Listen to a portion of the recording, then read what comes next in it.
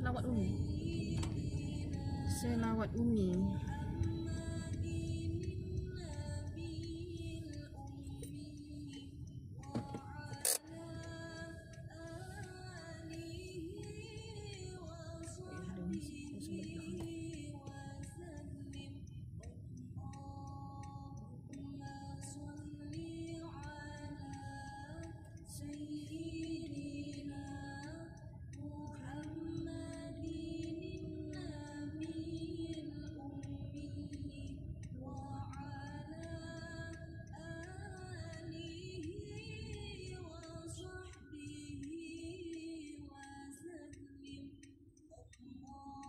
Raya kedua 2026.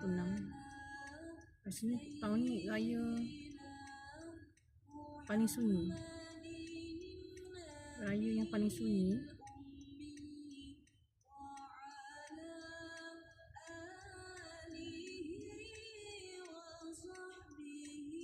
Tak apalah, kita tenang-tenang je lah kan tahun ni.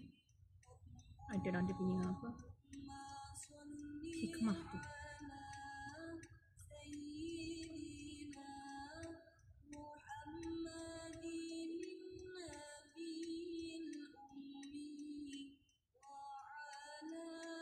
Kita dapat rasa kan vibe sunyi je, tapi tenang lah.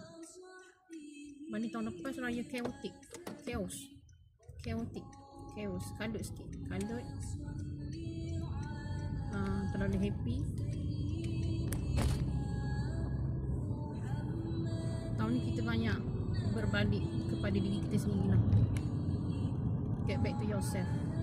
Love yourself more. Kurangkan sibuk ambil tahu tentang orang lain. Banyak-banyakkan muhasabah diri. Check diri kita sendiri kan.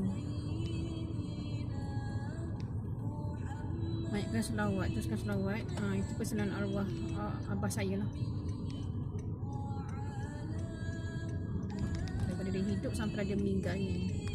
Kan pesan kat anak-anak cucu dia kan, banyakkan selawat lah. Dan selawat jangan tinggal.